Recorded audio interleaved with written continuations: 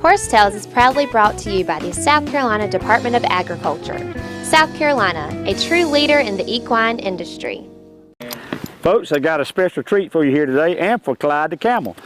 Today, we're going to enjoy the Cowboy Christmas with Sharon and Michael Sandlofer.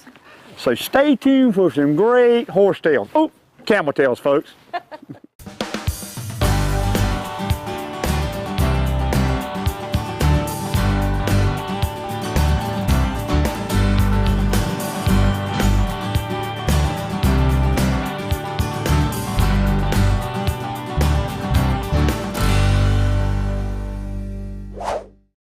Horse Tales is being brought to you by Perfect Partners Equine, a unique team approach to horse training. By Soul Shine Horseware, for the most colorful and homemade saddles, saddle pads, blankets, and purses. Brought to you by Booty Brothers Western Store in Florence, South Carolina and Lumberton, North Carolina, carrying the largest inventory of cowboy and work boots. Right on into Booty Brothers and mention Horse Tales, and then with a $50 order, you'll get a koozie. And a $100 order gets you a Marsh Tacky hat. And folks, supplies are limited. By Carolina Fresh Foods, the name says it all. As your local grocer to carry Carolina Fresh, we are Freshalicious. Folks, the PD Cowboy arrives for the brand, and my brand is Carolina Fresh Foods. We have a new product out on the range. So right on into your local Piggly Wiggly or other fine retailer and ask for Carolina Fresh Premium Leg Quarters. And folks, if they don't have one in the corral, tell them to get cracking and call the old PD Cowboy and his elite posse of chicken wranglers. Carolina Fresh Foods, the name says it all. We are Freshalicious. When you hear the name Earnhardt, you might not immediately think of farming. But my family's been at it for years, just like Nationwide Agribusiness. In fact, they're the #1 farm insurer in the nation. And with their On Your Side Farm Review, you get a personalized policy for your farm with the coverage you need at the right price for you. My family's trusted Nationwide for more than 30 years. To find out why, call your Nationwide Agribusiness agent today.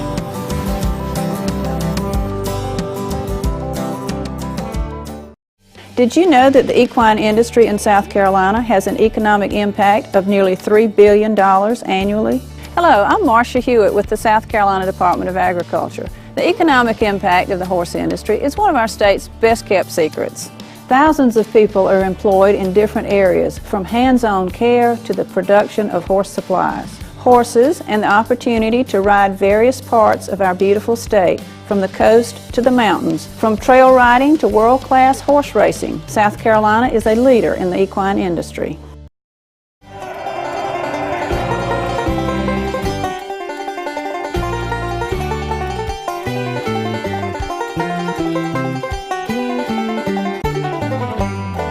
Our family cares about animals, agriculture, America, and God. We'll give you a good show.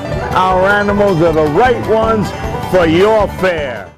Folks, joining me now is Michael Sandlofer, one of the most unique people that I've met in the PD area. Michael, you've been down here in the South for how long living? 5 years now. 5 years. 5 great years. Thank God. And folks, like I say, one of the most unique people I know. Michael, what you got going on here this past few days? Well, we have a salute to God.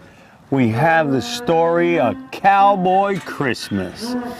And what is a Cowboy Christmas? Well, we try to give kids a chance to see and smell and touch the animals. When Christ woke up, what he saw, what he smelled, you know, the whole, it was animals that built civilization. You know, just think about it. Mary and Joseph, Mary rode on the back of a donkey. I mean, do you know how uncomfortable that must have been, the sacrifices they made? So we try to show it here. We highlight the donkey with the cross on his back, the oxen, the camels, the sheep, the goats. We want kids to understand Christmas is not about Santa Claus and gifts. It's about the birth of our Savior, Jesus Christ. Well, Michael, that's what we're doing here. That is great. And so you're the owner of the Great American Frontier Show, correct? Well, my family. I'm just one one link in a big chain, you know, and we all care about the animals we share the planet Earth with. That's our goal. We would like to build a sanctuary on our land in Lynchburg, South Carolina. We have 62 acres, which we got fenced and cross fenced, and now we're going to sort of build an old-timey theme park. At least that's our dream. It's up to God to make it happen. We have to meet the right financial people. We have all the stuff, you know, but we need to advertise, you know, and we need to get the word out that here's a place to come to learn about how the animals help build South Carolina. The mules, the donkeys, the draft horses, the oxen, you know, and what is our responsibility to these animals? You know, every day a lot of historical breeds, they go extinct. People don't want them anymore. It's a little too hard, you know, like they don't produce enough milk. They don't lay enough eggs for the money, you know. But we have to think the part that these animals have played in the history of our country, of our state, of our community. We believe that we have to respect the animals and their habitat. And that's our goal, to have historical breeds, heritage breeds, you know, so kids can see the same breed of chickens that came here on the Mayflower will be at our ranch. Folks, join me now is Mimi Farrell, one of the staff here with Cowboy Christmas at Palmetto Street Church of God. Mimi, you've been in show business a good while, but what's got you down here in South Carolina? Well, I'm here to teach people the what went on in Bethlehem for Mary and Joseph and their walk on the donkey, and basically what we're doing is we're giving them a tour of what it was like for Mary and Joseph. And you know, it's a hands-on exhibit, so the children can pet all the animals and look at them and see exactly what it was like. Is this the first time you've done something like Cowboy Christmas with Michael, or he does this a lot? Michael does it a lot, but it is my first time here with Michael and Sharon Sandlofer and the Great American Frontier Show. Well, you explained earlier, you do some freelance work. You do the Great American Frontier Show for him some? Yes. Occasionally I'll play a prairie woman where I cook food on a fire to show people what it's like to be out in the wilderness and what it was like for people, say, on the Conestoga wagon traveling across country. Yeah, we've done an agricultural museum that is all animal powered, no electricity whatsoever. So yeah, you tend to wear several hats, but it's really great. It gets very educational. So you travel all over the United States with Michael and other folks too? Yes. So what's some of the most unique things that's happened with Michael in the Frontier Show? Well, I find the animals to be fascinating, how Michael and Sharon very gently can handle these beasts. I mean, they're huge. The size of a camel is massive, and you would think, you know, a lot of people are afraid, but when you see them work with them, it's just fascinating. But do you work with animals very much yourself? I'm starting to. Really? I was born and raised with animals, but I got a little skittish over time. But now I'm getting a little better. I'm getting a little more comfortable with the animals, yes. What got you in show business? Well, it actually started with my brother, who was a Barnum and Bailey clown. And so, you know, he went to clown college, and so then from there... Clown college? Yes, Okay. in Sarasota, Florida. And so from there, when my brother got involved with Michael and Sharon, then he called me. So it's always, I'm kind of like a fill-in if they need somebody. But I, you know, I'm pretty versatile, so I can pretty much do whatever they ask me to do. So today you're not clowning around, and you're not married, so what is your character with Cowboy Christmas? Well, I play one of the women in Bethlehem, and basically what we're doing is we're walking the children and the adults through what Mary and Joseph went through to get to Bethlehem, to get to the stable. And I'm fascinated how the children all know the story really well, but for them to see it and feel it is a really great opportunity for them, I think. Well, Mimi, it's been great. Thank you very much. My pleasure. And folks, so far it's been a moving experience here with the Cowboy Christmas, so stay tuned for more Horse Tales. Horse Tales is being brought to you today by Kings Tree Auction Company, selling land and farm equipment. Call Alton Brown today at 843-382-2121. By Equestrian Images, making memories together. By Yogi Bear Fried Chicken in Hartsville, South Carolina, still the best fried chicken in the PD area. By the South Carolina Department of Agriculture, a leader in the equine industry. And by Marsh Tacky Outdoors. Visit them online for more information on South Carolina's horse, the Marsh Tacky. Folks, the PD Cowboy rides for the brand, and my brand is Carolina Fresh Foods. We have a new product out on the range. So ride on into your local Piggly Wiggly or other fine retailer and ask for Carolina Fresh Premium Leg Quarter. And folks, if they don't have one in the corral, tell them to get cracking and call the old PD Cowboy and his elite posse of chicken wranglers. Carolina Fresh Foods, the name says it all. We are Freshalicious. Did you know that the equine industry in South Carolina has an economic impact of nearly $3 billion annually? Hello, I'm Marcia Hewitt with the South Carolina Department of Agriculture. The economic impact of the horse industry is one of our state's best-kept secrets. Thousands of people are employed in different areas, from hands-on care to the production of horse supplies. Horses and the opportunity to ride various parts of our beautiful state, from the coast to the mountains, from trail riding to world-class horse racing. South Carolina is a leader in the equine industry. The South Carolina Horsemen's Council is the voice of the Palmetto State's equine industry. The South Carolina Horsemen's Council primary purpose is to provide information to the general public, the media and government agency about issues and activities that impact the South Carolina equine community. If you are a horse owner in the state of South Carolina, you need to be a member of the South Carolina Horsemen's Council so we can have a voice about equine issues in our state. For more information, go to schorsecouncil.org. When you hear the name Earnhardt, you might not immediately think of farming.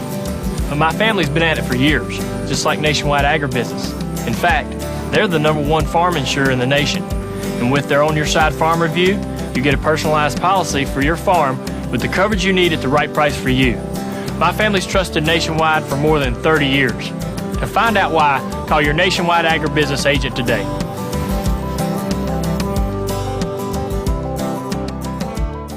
Folks, welcome back to the show. Join me now is Sharon Sandlofer and Lawrence the camel. And folks, I know the old cowboy ain't the prettiest guy in the world, but Lawrence, old Lawrence around, I'm faring pretty good. You're doing all right, yeah. Yeah. Is that camel talk for what? That's camel talk for leave me alone. Okay. I want to eat. He's going to eat his hay. Well, Sharon, we've been really enjoying everything going on here today. Well, tell folks, you're the animal trainer of the Sandlofer pair, right? That's what they tell me, yes. And you've got quite a story. So tell the folks how you got started in the circus business. Well, my father was a classic. He ran away from home when he was about 10 years old and joined a circus, the Ringling Brothers Circus, back when it was on the train and under the big top. And he had a passion for elephants. So he kind of headed that direction, and an old guy there kind of took him under his wing, and that was his passion for as long as I can remember. I was brought up with elephants, but he also, my father was a great animal trainer, and he was, we got into everything from horses to camels to primates to, just about every animal you could imagine. We had a little taste of it one time or another, so. And you got 4 daughters, and they're in show business also? They are. Well, one of my oldest daughters, I have twins that are my oldest girls. One is on the Big Apple Circus. She's the equestrian star there. Her twin is, she has a family. They live in Florida, but they're also in the circus. She has a married and has a little girl, and she's also into horses a little bit, but she's an aerialist, so I don't really know where she came from, but,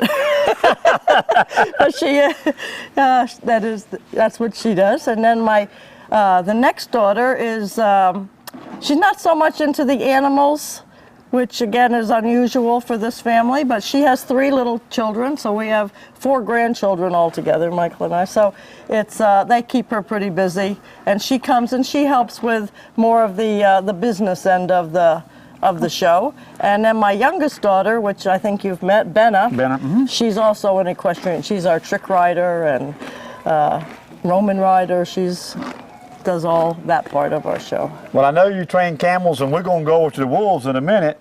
So what is the most difficult animal you think to train? I mean, you train them all. Well, I'm going to tell you the wolves. Okay. As I mentioned, you know, I was brought up with elephants. We've had bears, we've had big cats, we've had primates, we've had all kinds of animals, wild and domestic, through the years. And these wolves are definitely the most unusual, the most mysterious, if that's the right word, mystical animal. And they're just so independent and such survivors. I think that's how they've survived all the years. You know, they live on every continent in the world, but they've been hunted to near extinction everywhere that they live. And that's why they've had to become such good survivors. And some of these are rescues. Yes, they are. All our wolves are really rescues. Okay. And we like to educate about them, let people know that they're not the big bad wolf that we think of when we... Well, speaking of big bad wolf, let's go see them. Well, let's go see the big bad wolves. Okay, well, this is our wolf exhibit. And you can see it's very safe. You know, the people are not allowed to touch the wolves because they are very shy animals. And when you start getting that close to them, they can get aggressive that way. Here they feel safe in there. They know that no one can touch them or get that close.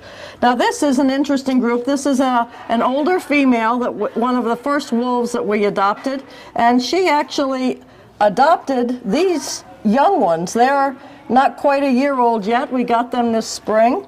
And that's a wolf trait. In the wild, within the pack, only the alpha male and female will mate and have young. There could be 20 wolves there. Imagine a pack of dogs and only 2 of them mating. You know that would never happen. With wolves, only the alpha male and female will mate, and when the babies are born, the whole pack joins in caring for them. Well, I know the wolves have kind of, in parts of the United States, been hunted to extinction, but they've come back. I think they've gotten a kind of a bad rap, but when there's a good mix between animals and wolves, it's just kind of God's way of keeping it balanced. God knew what he was doing. Right. We step in, you know, and we try to change things, you know. Sometimes we just want to we think we know a better way, and then sometimes we get greedy, you know, and we don't. It's usually has to do with that dollar bill, you know. And a lot of we just came from a tour out west with the wolves, and we found that the biggest thing was that they felt that the wolves were decreasing, like the elk, the animals that they want people to come in to hunt. Right. And so, you know, but if you, as we said, God knew what he was doing, and when they're left alone, it'll all work itself out, and there'll be enough food for everybody, and they can all Well, I was looking at some of your literature, and so you do, in a controlled environment, wolves, they do tricks and stuff, which is pretty... Well, we do natural behaviors. Wolves are very difficult to train. Probably the most difficult animal I've ever worked with. And I have a lot of experience with many different species, from elephants to primates to bears and big cats. And the wolf, these wolves have really been the most difficult because they're true survivors.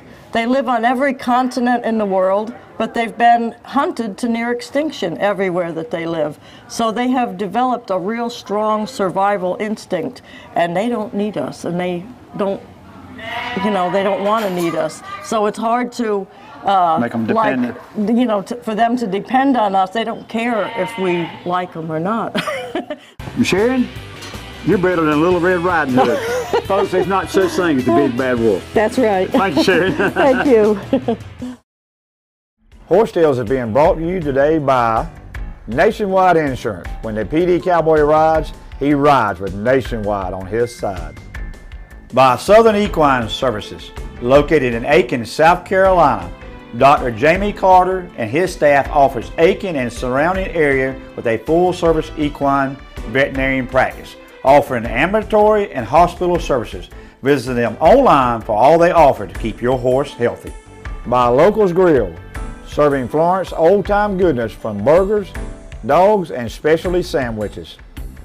And by Best Way Grocery, serving the Hemingway area with the best meats in the PD. Folks, the PD Cowboy rides for the brand, and my brand is Carolina Fresh Foods. We have a new product out on the range, so ride on into your local Piggly Wiggly or other fine retailer and ask for Carolina Fresh Premium Leg Quarter. And folks, if they don't have one in the corral, tell them to get cracking and call the old PD Cowboy and his elite posse of chicken wranglers. Carolina Fresh Foods, the name says it all. We are Freshalicious. The South Carolina Horsemen's Council is the voice of the Palmetto State's equine industry. The South Carolina Horsemen's Council primary purpose is to provide information to the general public, the media and government agencies about issues and activities that impact the South Carolina equine community. If you're a horse owner in the state of South Carolina, you need to be a member of the South Carolina Horsemen's Council so we can have a voice about equine issues in our state. For more information, go to schorsecouncil.org. When you hear the name Earnhardt, you might not immediately think of farming. But my family's been at it for years, just like Nationwide Agribusiness. In fact, they're the #1 farm insurer in the nation. And with their On Your Side Farm Review, you get a personalized policy for your farm with the coverage you need at the right price for you. My family's trusted Nationwide for more than 30 years. To find out why, call your Nationwide Agribusiness agent today.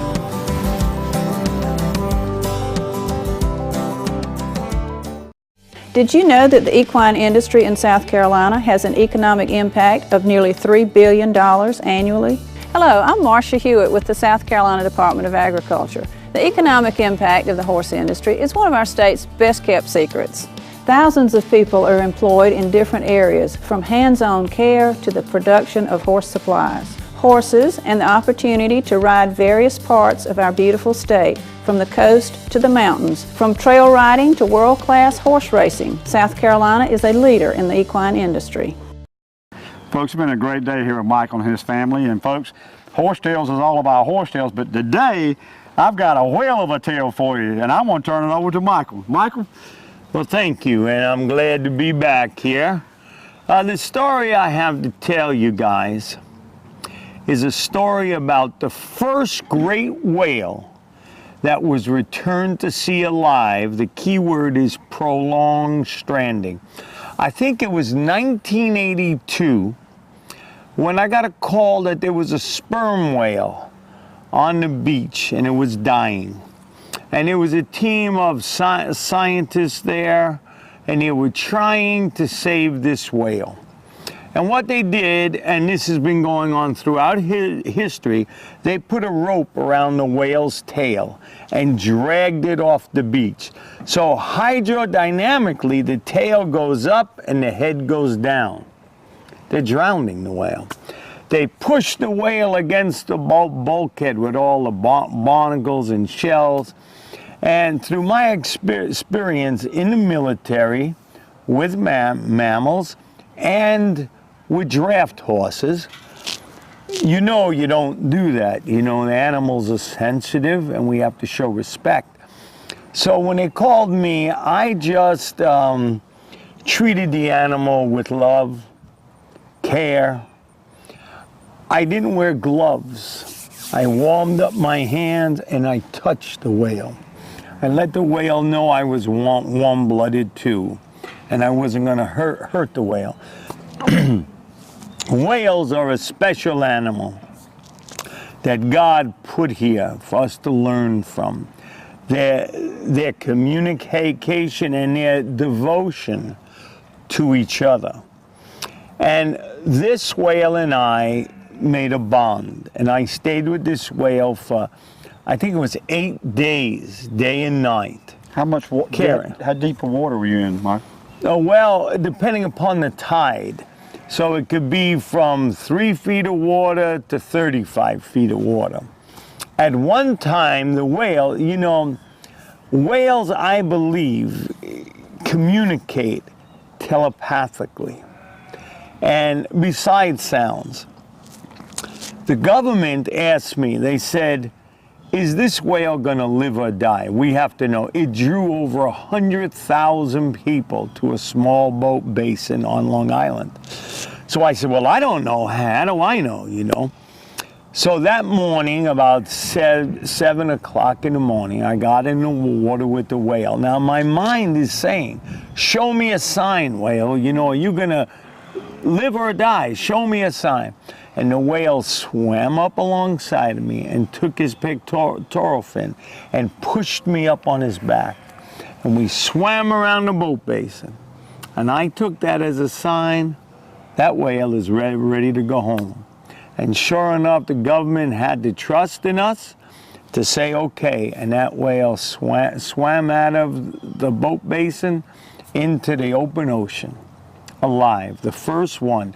And from that experience, I developed the whale rescue gear, equipment to aid stranded and entrapped marine mammals, and not with a rope around a tail like that we pioneered against it. We were outraged that they would do rip the skin right off, the blood is coming out.